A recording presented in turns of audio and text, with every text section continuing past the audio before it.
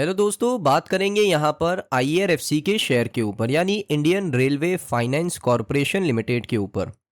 यहाँ पर आप कह सकते हो कि 229 रुपये का शेयर करंटली यहाँ पर आपको 113 रुपये पर देखने को मिल रहा है। यानी यहाँ से शेयर के अंदर आपको एक बड़ी गिरावट देखने को मिली है। अगर आप एक साल का डेटा देखोगे, लगभग आपको 28.83% शेयर नीचे देखने को मिला।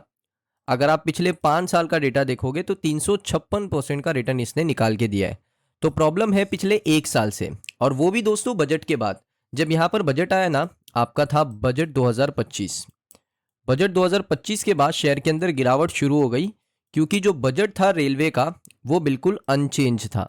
यानी पुराने बजट से कोई भी ग्रोथ आपको नए बजट के अंदर देखने को नहीं मिला। इसी वजह से मैक्सिमम जितने भी मेजॉरिटी ऑफ रेलवे शेयर हैं उनके अंदर आपको पिछले एक साल से गिरावट ही देखने को मिल रही है। लेकिन दोस्तों आईआरएफसी को लेकर काफ़ी बड़े अपडेट्स आ रहे हैं, वो मैं आपके साथ शेयर कर लेता हूँ। सबसे पहले आप देख सकते हो, ये दोस्तों रिपोर्ट आया है 15 दिसंबर 2025 12:50 पर। आईआरएफसी ने विड्रॉ किया अपना प्लान, यानी जो उन्होंने प्लान बनाया था कि वो डीप डिस्काउंट बॉन्ड इशू करेंगे और पैसा रेस करेंगे मार्केट से। लगभग 50 बिलियन रुपीस, यानी आप कह सकते हो कि 50 बिलियन रुपीस का बॉन्ड इशू था, जो डॉलर में आई थिंक होता है लगभग 554 मिलियन डॉलर्स का बॉन्ड इशू था। इसको आईआरएफसी ने कैंसिल कर दिया है। कैंसिल का रीज़न सिंपल सा है कि जो एक्सपेक्टेशन आईआरएफसी की थी कि हमें इतने रेट ही देना पड़ेगा, जैसे आईआरएफसी का एक्सपेक्टेशन था भाई हमें 5% ही यील्ड यहाँ पर देना पड़ेगा, लेकिन मार्केट यहाँ पर मांग रहा है 7% से 8%। तो ये मिसमैच होने की वजह से आप कह सकते हो कि ये पूरा जो बॉन्ड इशू का प्लान था आईआरएफसी का, वो आईआरएफसी ने विड्रॉ कर लिया, कैंसिल कर लिया। बॉन्ड्स की मैच्योरिटी थी 10 सालों की।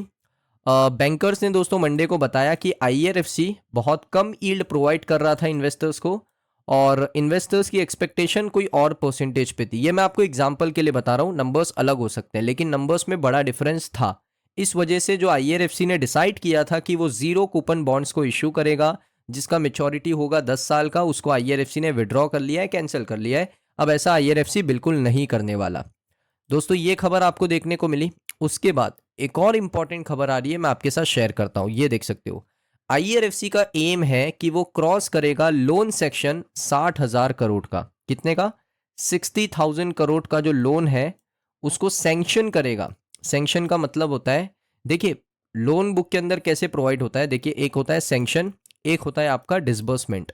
सैंक्शन का मतलब होता है कि एक आप कह सकते हो बोरोवर आया आपके पास, आपको कहा कि मुझे 100 करोड़ का लोन चाहिए।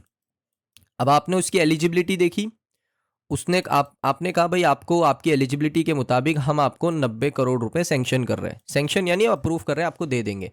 डिसबर्समेंट का मतलब होता है कि जब आपके बैंक अकाउंट में जो बोरो करा हुआ पैसा है वो आपके बैंक अकाउंट में आ जाता है, तो उसको कहते हैं डिसबर्समेंट। सैंक्शन का मतलब होता है सिंपल सा अप्रूवल। तो आईआरएफसी को एक टारगेट बनाया आईआरएफसी ने Q3 के लिए कि हम यहाँ पर Q3 तक लोन सैंक्शन करेंगे 60,000 करोड़ का। यह आईआरएफसी का टारगेट है। अब ये टारगेट दोस्तों क्यों आईआरएफसी ने बनाया वो देख सकते हो। आईआरएफसी 60,000 करोड़ का लोन सैंक्शन करना चाहती है 3rd क्वार्टर तक।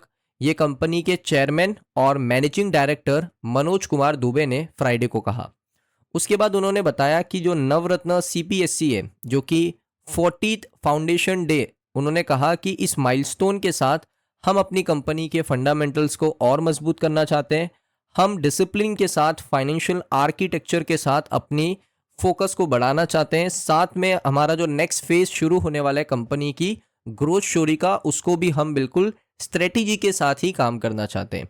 तो ये सारी चीज़ें उन्होंने बता दी दोस्तों। अब देखते हैं यहाँ पर आईआरएफसी क्या Q3 तक 60,000 करोड़ रुपए का लोन सैंक्शन कर पाएगा या नहीं कर पाएगा, वो तो हमें टाइम ही बताएगा। अब दोस्तों उसके बाद मैं आपको दिखा देता हूँ एक इम्पॉर्टेंट अपडेट। इम्पॉर्टेंट अपडेट क्या है वो ध्यान से देखो। यहाँ पर आप देखोगे जो प्रमोटर्स हैं, प्रमोटर्स के पास कितना परसेंटेज है? 86.4%।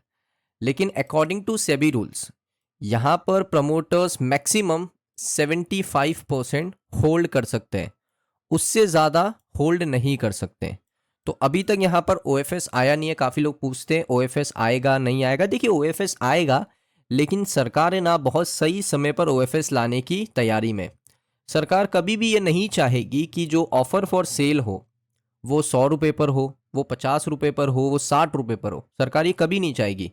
सरकार का हमेशा से एक मेन टारगेट था कि भाई जब शेयर 200 के आसपास होना IRFC का, तब यहाँ पर हम क्या कर सकते हैं, एक OFS लेकर आ सकते हैं। तो जब तक शेयर का प्राइस 200 या इसके ऊपर काम नहीं करता, OFS के चांसेस बहुत मुश्किल है, क्योंकि सरकार कभी नहीं चाहेगी कि उसका OFS 113 पे करंट मार्केट प्राइस है, OFS लाना पड़े 90 रुपये पे। ये सरकार कभी नहीं चाहेगी। सरकार चाहेगी कि भाई 200 पे अगर मार्केट प्राइस है या 220 पे मार्केट प्राइस है, तो मैं OFS लेकर आ सकता हूँ 190 रुपये पर और 180 रुपये पर। तो यहाँ पर मेरा OFS चलेगा और हम अच्छे से डाइल्यूट कर पाएंगे अपने कंपनी के शेयर्स को। तो ये सरकार का मेन मोटिव है। तो जब तक 200, 220 या 250 के लेवल को क्रॉस नहीं करता, तब तक OFS के चांसेस बहुत ही ज़्यादा मुश्किल है। और देखिए सरकारी कंपनी है, तो सरकार यहाँ पर सेबी को कह देगा कि थोड़ा और टाइम चाहिए लॉक इन पीरियड के लिए, तो हमें आप वो दे दीजिए, तो वो उनको मिल भी जाएगा, जो पहले भी हमें देखने को मिला है। उसके साथ मैं आपको बताता हूँ म्यूचुअल फंड का डेटा। तो मंथली म्यूचुअल फंड की अगर आप होल्डिंग देखोगे ना, यहाँ पर मिराई एसेट, मैं आपको डेटा बताता हूँ, ये देखिए 64 म्यूचुअल फंड ने शेयर्स को बाई किया नवंबर में, 21 म्यूचुअल फंड ने शेयर को बेचा। अब यहाँ पर सबसे बड़ा बायर कौन है, मिराई एसेट, 3,82,500 शेयर खरीदे नवंबर 2025 में मिराई एसेट ने IRFC के। उसके बाद टाटा का जो रेगुलर फंड ग्रोथ है, वो सबसे बड़ा सेलर है, लगभग 6,63,000 शेयर उन्होंने नवंबर 2025 में बेचे हैं। अब यहाँ पर डेटा आप देख लो, मिराई एसेट सबसे बड़ा बायर 3,82,500 शेयर्स। उसके बाद अगर आप देखोगे निपॉन इंडिया ने भी बाय किया लगभग 97,000 शेयर्स। उसके बाद देखोगे यहाँ पर एडलविस ने बाय किया 59,000 शेयर्स। उसके बाद आपको देखने को मिलेगा कोई बड़ा बायर HSBC 21,000 शेयर, एंट्री है, नया एंट्री है। तो इस तरीके से बाइंग हुआ है। अब सेलिंग का डेटा मैं आपको बता देता हूँ। इसमें आप देखोगे टाटा का जो फंड है 6,63,000 शेयर उन्होंने बेच दिया है ओपन मार्केट में। तो नवंबर में इतना बड़ा क्वांटिटी आपको सेल होता हुआ देखने को मिला, जो कि आप कह सकते हो कि बायर से काफ़ी ज़्यादा है। तो ये चीज़ आपको देखने को मिली है IRFC के, ये देख सकते हो IRFC का डेटा है, IRFC के नवंबर 2025 के म्यूचुअल फंड की डेटा के अंदर। सो दोस्तों, आपको ये रिपोर्ट्स कैसी लगी कमेंट सेक्शन में बताइए। आपको नवंबर का डेटा कैसे लगा कमेंट सेक्शन में बताइए। अभी भी IRFC को लेकर कोई और डाउट है आपका, कमेंट सेक्शन में बता सकते हो, उसको कवर करेंगे नेक्स्ट वीडियो में।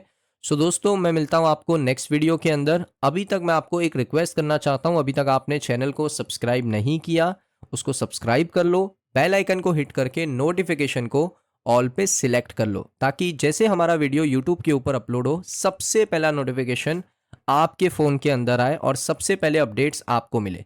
सो मिलता हूँ मैं आप सभी लोगों को नेक्स्ट वीडियो में।